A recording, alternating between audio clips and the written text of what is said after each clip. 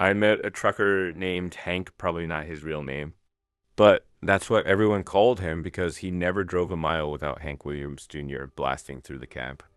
Hank was a throwback to a different era. The kind of guy who clocked over 3 million miles in his own beautifully restored 1969. Peterbilt 359. Ran side jobs out of paper logbooks and knew every barely legal back route west of the Mississippi. He told me this story over black coffee in a diner off I-15. It happened sometime in the late 90s. He was running a side load from Three Forks, Montana to Twin Falls, Idaho, deep winter. Snowbanks chest high and ice creeping over everything. The road he took, US 287 winds near Yellowstone and the Shoshone Forest. Beautiful by day, isolated and dangerous by night. Hank said it was around 2 a.m. with thick clouds blotting out the stars. The snow reflected just enough light to give everything that pale, eerie glow. The thermometer on his dash read 7 degrees Fahrenheit. Too cold to shut off the truck unless you wanted your diesel to gel and leave you stranded. You don't stop long unless you want a bill from a tow truck and a frozen fuel line, he said. Still, after too much soda and too many hours on the road, nature called. He eased his rig over as far as he could without sinking into the snowdrifts, opened the passenger side door, and relieved himself off the top step. The wind was dead still, he said. Didn't hear a thing but the sound of it hitting the snow. Then he zipped up, climbed back in, and rolled on. About 30 minutes later, Hank was cruising along at 60 when he heard something strange. A knock. Not engine noise, not road debris. A clean, rhythmic knock 3 taps, spaced evenly, like someone politely asking to come inside. He glanced around but saw nothing in his mirrors. Then, knock, knock, knock. Again. My hair stood on end, Hank said. Didn't feel right. But I wasn't about to stop in the middle of nowhere. So he pushed the throttle and kept going. The knocking came back, over and over, soft at first, then louder. More urgent. For 3 hours, those knocks returned like clockwork. By the time he reached the outskirts of Twin Falls, it sounded like someone was pounding their fists into the cab. He got on the CB, asking if any nearby drivers could swing by and check his catwalk or trailer. No response. Most drivers were parked or too far out. He told himself just get to a truck stop, somewhere with lights and people. 10 minutes later, he reached a well-lit stop on the edge of town. He pulled into the fuel island, grabbed a flashlight, and climbed out. Walked around the rig. Nothing. He checked the catwalk, the roof, under the trailer. Not a mark. Not a footprint. Not a sign. And yet, for the rest of that night, he didn't sleep. Just sat there in his bunk, radio low, eyes wide, listening, waiting for the knock. Driving laid across a desolate stretch of highway. Between 2 government territories, I was already 10 hours in.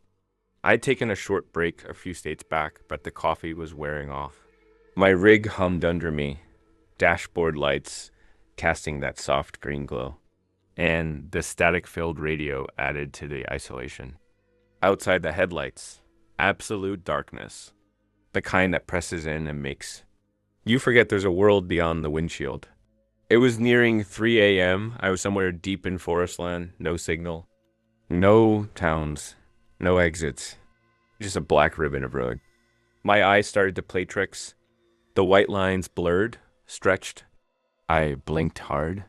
Then something flickered at the edge of my lights. A small shape, low to the ground, just off the right shoulder. Upright. Still. I passed it, heart skipping. My brain said deer. Maybe a coyote. But it hadn't moved. And it looked human. I chalked it up to fatigue, grabbed my water bottle, took a swig and focused ahead. Then I checked the passenger mirror. There, glowing faintly red in the reflection of my taillights, was the figure standing exactly where I thought. I saw it, small, still, definitely not an animal. My heart started pounding. I kept driving, but the image haunted me. What if it was a child? Alone in the woods? What if they were hurt? I slowed, pulled over, hazard lights flashing. I reversed slowly, gravel crunching under the tires. After a minute, the red glow hit the spot again. The figure was still there. A kid. Tiny. Maybe 6 or 7 years old. Wearing pale pajamas. Barefoot. Standing at the edge of the woods. Not looking at me. Just walking slowly. Parallel to the road. I turned off the engine and rolled the window down. "Hey!" I called out. No answer. "Are you okay?" The kids stopped. Turned their head slightly. Pale cheek catching the light. No expression. "Lost," they said. Voice thin like dry leaves. I offered help. Asked where home was. They nodded toward the trees. "In there," they said. Said they couldn't find the path. Asked me to step out and help. I almost did. But something fell off. The air was too still. The woods too quiet. Then I saw it.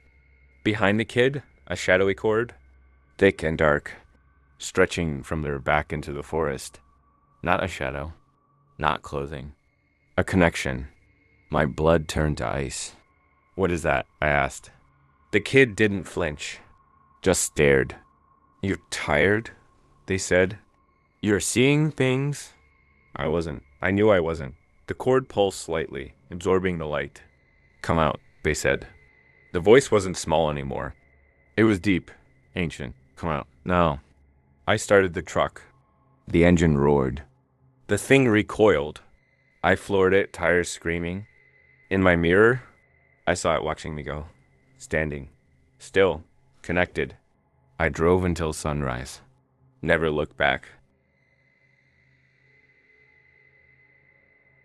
I pulled into a Purdue plant late one night to drop off my empty trailer.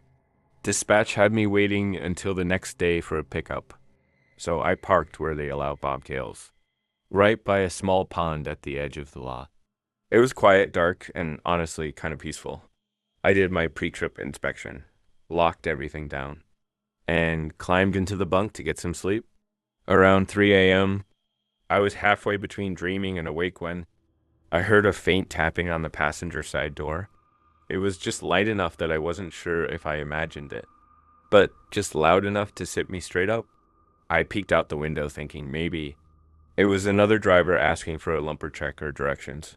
But there was nobody, no flashlight, no footsteps, just the dark and the faint shimmer of the pond. Figured maybe I misheard something whined, maybe a stick. I lay back down and pulled the blanket over my head. Just as my head hit the pillow, the tapping started again. This time on the driver's side, louder, more distinct.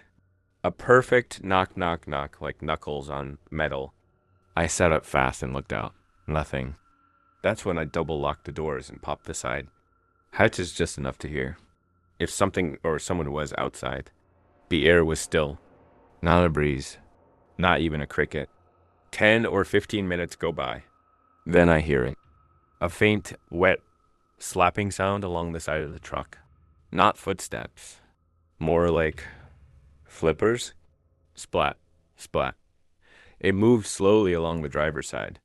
Dragging against the metal, I grabbed my tire thumper and crouched low by the window, heart racing. And then, thud, on the roof of the cab. Whatever it was had climbed up there. My eyes locked onto the ceiling, like I could see through it. I tightened my grip on the thumper. The roof creaked. Then something slid off the top of the truck and landed right on the hood. I jumped. It stood up, turned slowly, and looked at me through the glass. It was a goose, just standing there like it owned the place, waddling across the hood, looking me dead in the face. I blinked. It blinked. Then right on cue, I heard tapping again. At the door, I flung it open, ready to swing. Another goose, honking like a kid on a toy horn, flapping and waddling away at top speed. Turns out that quiet little pond, packed with geese, dozens of them. And they had taken a serious interest in my truck. Maybe the lights, the warmth, or just for fun. I didn't get much sleep. Every few minutes it was tapping, honking, or a goose waddling across the roof. Worst part? They weren't scared. One even stared me down like I was the intruder.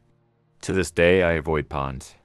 Not because of bugs or noise, but because I learned something they don't tell you until 3 a.m. Geese don't sleep, they plot.